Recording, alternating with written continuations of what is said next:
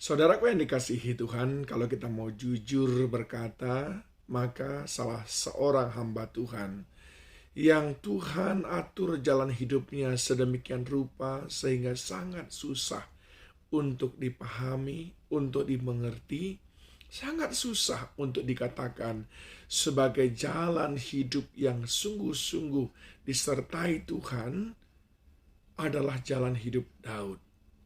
Mengapa saudaraku yang dikasihi Tuhan? Sebab Daud tidak henti-hentinya mengalami berbagai macam persoalan, pergumulan di dalam kehidupannya. Dia menjadi gembala di tengah padang dan dia berhadapan dengan binatang buas. Seorang yang masih sangat remaja sudah diperhadapkan dengan binatang buas yang harus dia kalahkan. Dia ketika ingin menghadapi Goliat dianggap remeh, bahkan dilarang, dimarahi, dikucilkan oleh saudara-saudaranya. Dia tidak dianggap ketika Samuel disuruh Tuhan mencari seorang raja.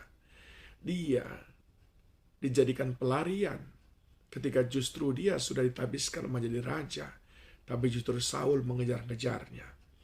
Dan berbagai macam tantangan yang dia hadapi ketika dia harus lari daripada kejaran Saul. Namun apa katanya dalam Mazmur 18:31, saudaraku? Adapun Allah jalannya sempurna. Janji Tuhan adalah murni. Dia menjadi perisai bagi semua orang yang berlindung padanya.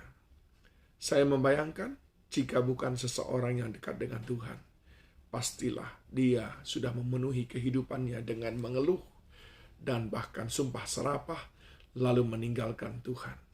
Tetapi Daud berkata, adapun Allah jalannya sempurna. Ini menunjukkan apa saudaraku? Ini menunjukkan pengenalan Daud akan Tuhan yang sedemikian sempurna. Sehingga di tengah-tengah berbagai macam tantangan kehidupan, dia tetap memuji Tuhan. Saya ulangi, tetap memuji Tuhan. Di tengah-tengah jalan kehidupan yang Tuhan bentangkan, susah untuk saudara mengerti. Tentu saja ketika kita memuji Tuhan, kita mendapatkan kekuatan yang baru. Saat kita memuji Tuhan, Tuhan berkenan atas kehidupan kita. Lalu di dalam ayat yang ke-21 dan ayat 22 dikatakan, Tuhan memperlakukan aku sesuai dengan kebenaranku.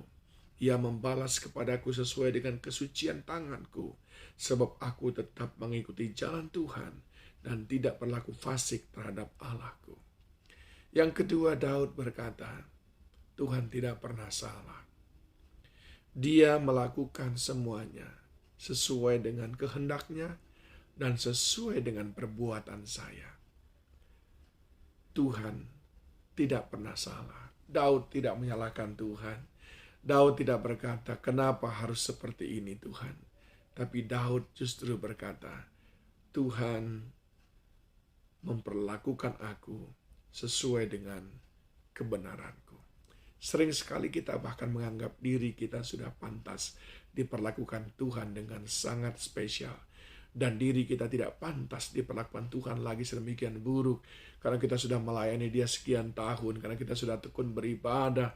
Karena kita betul-betul takut akan dia. Lalu kita merasa berhak menuntut Tuhan untuk mendapatkan perlakuan istimewa. Tetapi Daud yang dikenal dengan akrab dengan Tuhan, sekali lagi justru berkata, Tuhan memperlakukan aku sesuai dengan kebenaranku.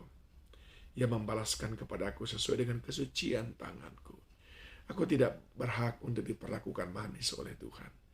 Tuhan tidak pernah salah apapun yang dia lakukan atas hidupku. Memuji Tuhan dan menyatakan Tuhan selalu benar di dalam tindakannya. Dan yang ketiga adalah, sebab aku tetap mengikuti jalan Tuhan dan tidak berlaku fasik terhadap Allahku. Tuhan boleh saja membawa aku kepada jalan-jalan yang sulit, tapi aku tetap setia mengikut Tuhan.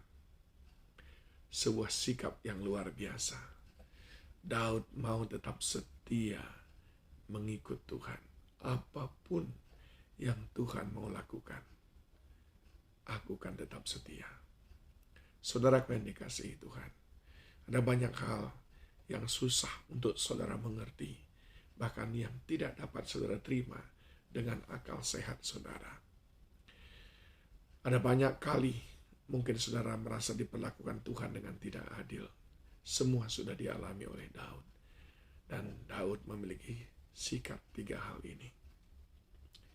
Yang pertama, Daud berkata, jalan Tuhan itu sempurna. Dia puji Tuhan, janji Tuhan itu murni. Dia itu menjadi perisai. Daud tahu jalan Tuhan sempurna. Dia memuji Tuhan. Yang kedua, saudaraku, Daud berkata, Tuhan tidak pernah salah. Dan aku tidak berhak.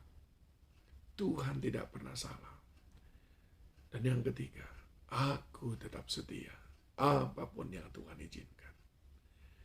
Marilah kita belajar, saudaraku, sekali lagi untuk betul-betul meneladani Daud dalam menghadapi hari-hari yang sukar kita mengerti. Tuhan berikan kita kekuatan.